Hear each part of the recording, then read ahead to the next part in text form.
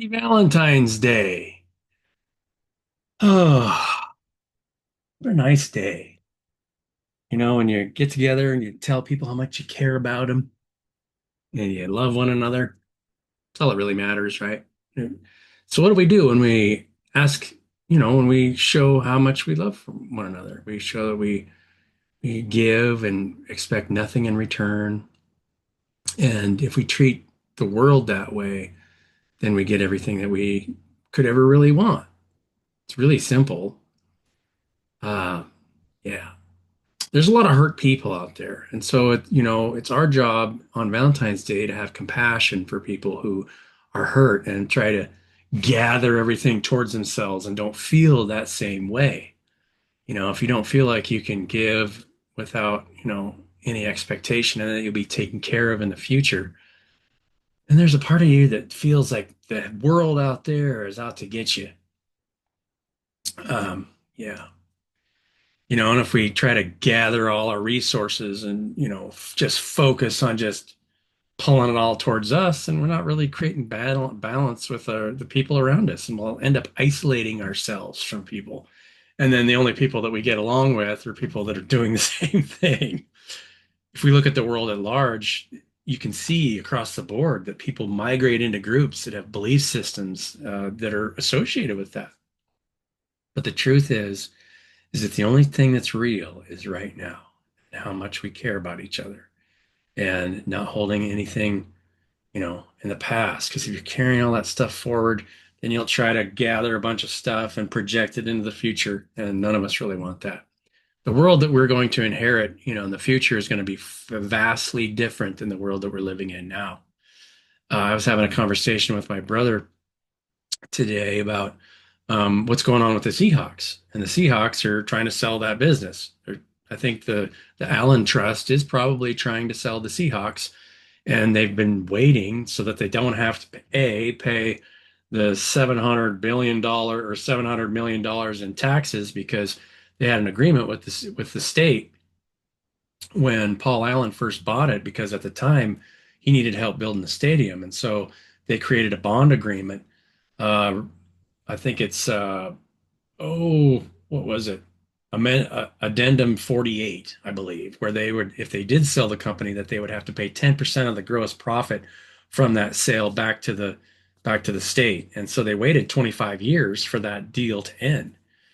Now it's past May of 2024. So since that deal started in 99, they had to wait 25 years until 2024 before they could sell the business to somebody else.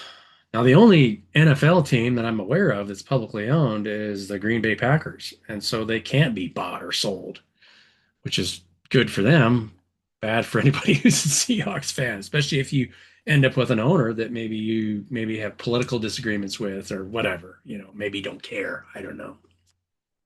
I don't care. It's just a sports team. They're in the business of competition and winning championships. So I think we're all winners at heart as long as we keep these basic rules where we uh, love one another and don't expect anything, but give without expecting to receive. And our love will always show itself for the people around us. And then when we do what we're asked, the things that we're asked to do become more profound over time because you end up being able to pretty much do anything that you're asked. It's a steep growth curve, but it's worth the effort. Um, I've lived long enough to see the centralization of power move quite rapidly. It takes a while, but it starts to peak.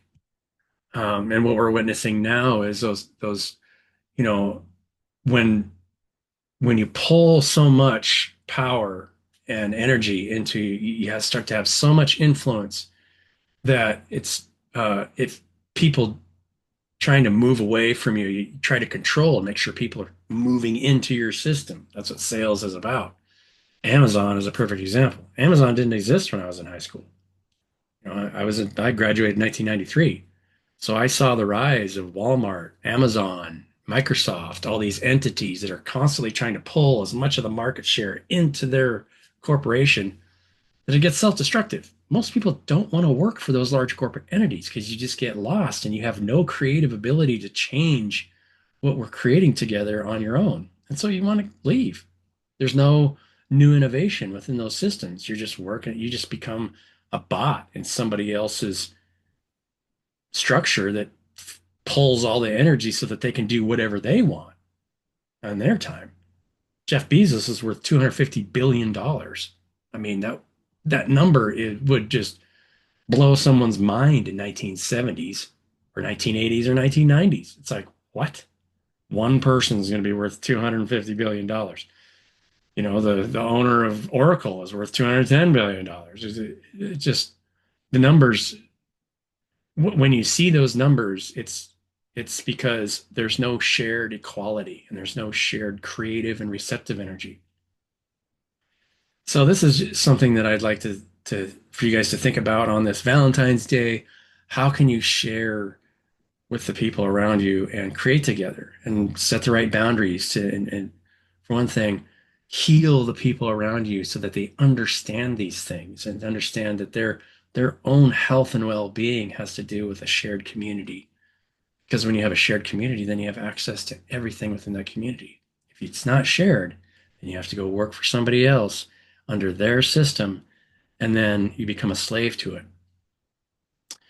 Um, there's a breaking point. It's around 12.5 to 13.5%. I had this discussion with my brother too. The Revolutionary War started because it reached 13.5% of the people who didn't want to keep paying taxes to England. And so, as soon as it broke, most of the people in the colonies in the Revolutionary War wanted to stick with England. They didn't want to fight. But 13.5% were getting tired because tyrants from England were causing problems in their local communities. They were making decisions that were far exceeding taxes. And seeing something like that similar, like, no. Even prohibition runs the same numbers. They tried to outlaw alcohol in this country in the early, I think in 1926, and only lasted until 1929, I believe. Because, I mean, think about it. If you try to prosecute somebody for being an alcoholic, more than likely the person standing behind the bench is an alcoholic, or one person in the jury. If you I demand a trial by jury, which is why they tried to get rid of that stuff after the 30s and 40s, because they knew that they didn't really want to stand in front of the court of public opinion. They just soon have control over what judgments went where. And if we ever judge anybody for not seeing something, and we judge ourselves, have compassion. It's Valentine's Day. So love each other, take care of one another, and don't be hard on one another when um, somebody just doesn't understand. But because your love in the long run will help them understand. And then you'll see, and they'll start to see, wow, that person is really free psychologically, emotionally, and their well being is very good. How do I get that way? I'm always under stress because I'm always worried about getting this or that. And the reality is the only thing that really makes you happy is to have peace within yourself and to love one another unconditionally. Love you guys. Have a great day. I hope this message helped you. If you're looking for something, I don't know if you're older than me or younger than me, but we've seen a lot in the last 40 years. And I may be willing to bet in the next 10 years will be an escalation. It's a logarithmic curve. So prepare yourself, but prepare yourself internally. And everything is based on what I just said. Love yourself, and no, there's nothing wrong with you. We just got put in a world that doesn't understand itself. So have a great day. Love you.